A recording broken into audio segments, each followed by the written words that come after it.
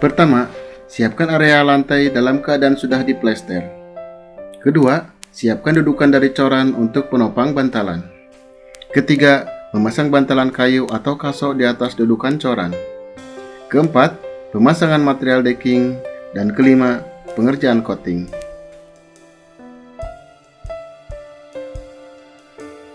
Selamat datang di channel Raja Wali Parket, pusat lantai kayu nomor 1 di Indonesia. Kali ini, kami akan membagikan informasi bagaimana caranya memasang decking kayu solid. Apakah itu decking kayu solid? Decking kayu solid adalah salah satu produk yang dibuat dari kayu asli untuk dipergunakan sebagai penutup lantai area outdoor atau luar ruangan. Decking kayu solid ini umumnya digunakan untuk dekorasi lantai area taman, lantai teras rumah, decking kolam renang, lantai dermaga, lantai jembatan, maupun lantai lainnya yang sifatnya tidak terlindungi dari panas matahari maupun curah hujan. Maka dari itu, produk decking umumnya diproduksi dari beberapa jenis kayu yang keras serta memiliki kualitas yang tinggi dan juga ketahanan yang baik terhadap berbagai cuaca. Adapun beberapa jenis kayu yang sudah teruji kualitasnya untuk dibuat decking antara lain kayu ulin Kalimantan, kayu bengkirai, kayu merbau, kayu kruing, dan juga kayu lainnya. Untuk memasang decking kayu, siapkan terlebih dahulu beberapa material yang dibutuhkan sebagai berikut. Pertama, siapkan material decking. Kedua, siapkan juga bantalan untuk decking. Bantalan decking ini harus digunakan dari jenis kayu yang sama agar tingkat kualitasnya seimbang. Bantalan ini bisa berbentuk kasok atau bisa juga digunakan dari material decking itu sendiri. Ketiga, siapkan skrup serta pisser. Dan keempat, siapkan bahan untuk coating. Selanjutnya, tata cara pemasangan. Ada 3 cara dalam memasang decking kayu solid, mulai dari yang paling rumit hingga yang paling mudah. Namun begitu, tentu saja dari ketiga cara pemasangan tersebut memiliki kelebihan serta kekurangannya masing-masing.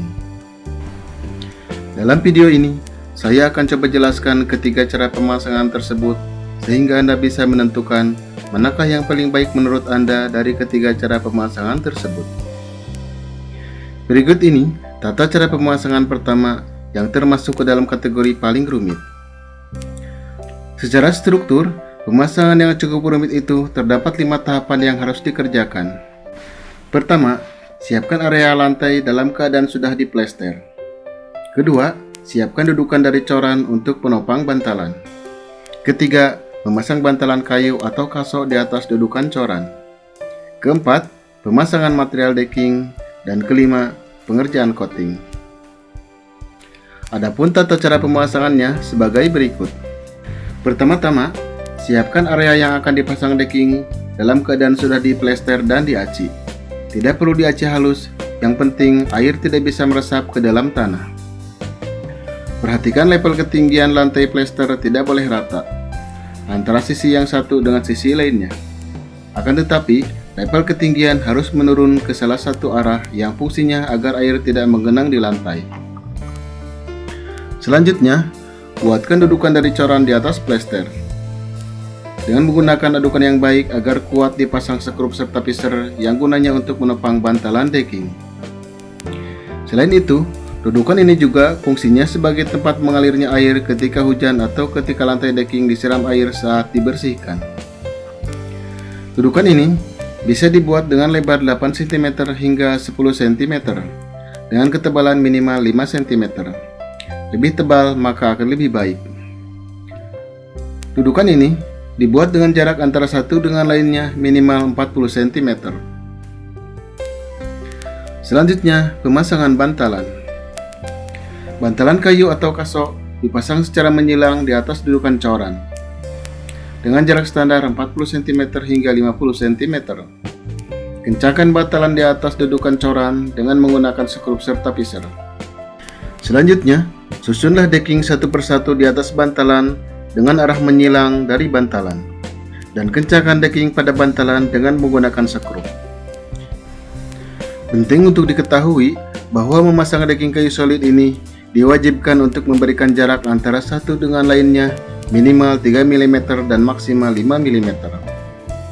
Jarak ini fungsinya sebagai tempat air turun ke dasar lantai, dan juga demi memberikan ruang gerak pada kayu ketika kayu mengalami pergerakan, yang mana kayu solid itu bersifat labil, bisa mengerut dan mengembang ketika terjadi perubahan cuaca, akan mengerut ketika terjemur panas matahari, dan akan mengembang di saat musim hujan. Jika tidak diberikan jarak, maka ketika kayu tersebut mengembang, akan terjadi saling mendorong antara satu dengan lainnya sehingga decking akan terangkat. Maka dengan memberikan jarak ini, decking yang dipasang akan lebih stabil dan tidak cepat rusak. Selanjutnya, pasanglah decking di atas bantalan dengan sistem zigzag, yang fungsinya selain untuk memberikan tampilan artistik, juga untuk memberikan kekuatan struktur rakitan agar satu sama lainnya saling menguatkan. Setelah semua area terpasang decking, kemudian decking diamplas dengan amplas nomor 240 sampai semua bulu-bulu kayu bersih dan halus. Dan terakhir adalah coating. Coating ini bisa menggunakan spray dan bisa juga menggunakan kuas. Untuk bahan coating, bisa menggunakan unsur oily atau unsur minyak seperti thinner atau turpentine. Dan bisa juga menggunakan water base yang mana sekarang tersedia di toko bahan bangunan, yaitu Mowelek Water Base. Itulah cara pertama yang sedikit rumit, yaitu diperlukannya membuat dudukan dari coran, yang tentu saja pembuatan dudukan coran tersebut akan membutuhkan waktu yang lebih lama daripada biasanya. Karena sebelum pemasangan material decking, terlebih dahulu harus menunggu dudukan coran itu kering sempurna. Dari segi kualitas, dengan menggunakan dudukan coran ini, tentu saja decking yang dipasang akan lebih awet, karena material decking itu terlindungi daripada tersentuh air dalam waktu yang berkepanjangan. Namun dengan cara pemasangan ini, akan terdapat bekas lubang sekrup di atas permukaan decking. Karena decking dikencangkan dengan sekrup di bagian atasnya, sehingga menimbulkan bekas lubang pada permukaan dan terlihat seperti kancing. Meskipun bekas lubang tersebut bisa ditutup dengan dempul dan diwarnai dengan warna kayu, namun tetap saja pewarna tersebut akan pudar dalam waktu beberapa bulan setelah terjemur matahari. Selanjutnya, tata cara pemasangan yang kedua. Tata cara pemasangan yang kedua ini lebih mudah daripada tata cara pemasangan yang pertama sebagaimana sudah dipaparkan. Pertama-tama, siapkan area yang akan dipasang decking dalam keadaan sudah diplester dan diaci. Perhatikan level ketinggian lantai plester tidak boleh rata antara satu sisi dengan sisi lainnya.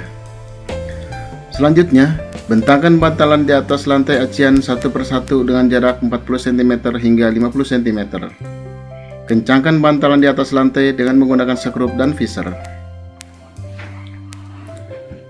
Selanjutnya, susunlah decking satu persatu di atas bantalan dengan arah menyilang dari bantalan, dan kencangkan decking pada bantalan dengan menggunakan sekrup.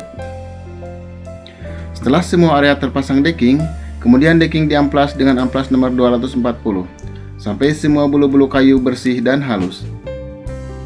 Dan terakhir adalah coating. Itulah cara pemasangan yang kedua yang lebih mudah dan lebih cepat daripada cara pemasangan yang pertama. Akan tetapi, dari segi kualitas, cara pemasangan yang kedua ini memiliki sedikit kelemahan, terutama kelemahan pada bantalan karena tidak menggunakan dudukan coran, sehingga bantalan ini cenderung sering terkena air secara terus-menerus, baik itu air hujan maupun saat lantai decking disiram air untuk membersihkan permukaan decking. Kekurangan lainnya adalah, dengan cara pemasangan ini akan terdapat bekas lubang sekrup karena dikencangkan dengan sekrup di bagian atas permukaan decking, yang efeknya menimbulkan bekas pada material decking sehingga terlihat seperti kancing. Meskipun bekas lubang tersebut bisa ditutup dengan dempul dan diwarnai dengan pewarna kayu, namun tetap saja pewarna tersebut akan pudar dalam waktu beberapa bulan setelah terjemur matahari. Selanjutnya, tata cara pemasangan yang ketiga yaitu dengan sistem modul.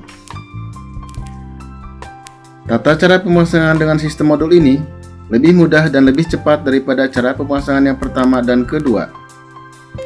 Pertama-tama, siapkan area yang akan dipasang decking dalam keadaan sudah diplester dan diaci. Perhatikan level ketinggian lantai plester tidak boleh rata antara satu sisi dengan sisi lainnya. Selanjutnya, jajarkan material decking per 5 batang di atas permukaan lantai yang rata. Kemudian, Gabungkan antara deckingnya satu dengan decking lainnya dengan menggunakan bantalan. Dan kencangkan bantalan pada decking dengan menggunakan skrup. Setelah menjadi modul, kemudian decking yang sudah dirakit dibalik dan diletakkan di atas area yang akan dipasang decking, sehingga posisi bantalan menjadi berada di bagian bawah. Kemudian kencangkan modul di atas lantai dengan menggunakan skrup dan pisar. Setelah semua modul decking terpasang di area, kemudian decking diamplas dengan menggunakan amplas nomor 240 sampai semua bulu-bulu kayu bersih dan halus. Dan terakhir adalah coating. Maka selesailah rangkaian cara pemasangan yang ketiga. Kelebihan dari cara pemasangan yang ketiga ini, dia lebih cepat proses pemasangannya daripada cara pemasangan yang pertama dan kedua, sebagaimana sudah dipaparkan. Selain itu, hasil yang didapatkan juga akan lebih rapi karena penguncian skrup dipasang di bagian bawah bantalan, sehingga permukaan decking tidak terdapat bekas lubang skrup. Adapun kekurangannya yaitu, bantalan decking cenderung terkena air secara terus-menerus. Setiap kali ada limpahan air, sama halnya seperti kekurangan dari cara pemasangan yang kedua, yaitu karena dia tidak menggunakan dudukan coran. Dan kekurangan lainnya adalah, karena dia dibuat dengan sistem modul, maka tidak bisa menggunakan bantalan dengan kayu yang panjang, sehingga kuncian antara modul satu dengan lainnya kurang menyatu. Demikianlah informasi tata cara memasang decking kayu yang bisa kami sampaikan. Semoga bermanfaat bagi Anda yang hendak memasang decking kayu. Terima kasih sudah menonton video ini. Jangan lupa klik subscribe dan nyalakan tombol loncengnya agar tidak ketinggalan informasi terbaru.